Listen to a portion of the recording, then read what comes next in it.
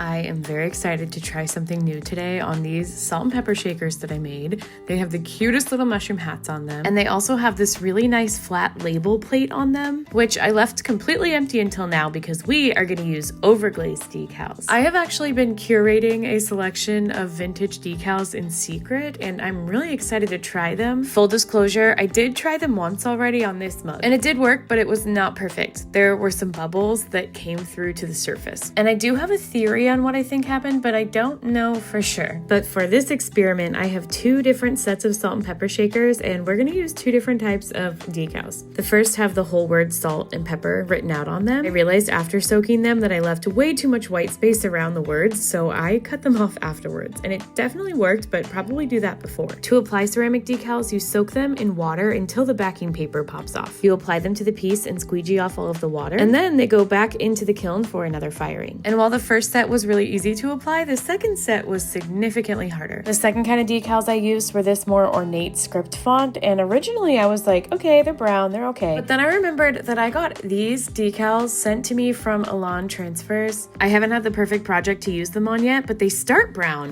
and then they turn gold in the kiln. So now I'm like, what if these vintage decals are also gold? And I have basically convinced myself that they're going to be. But I purchased them from a random stranger on the internet, and they didn't come with any instructions.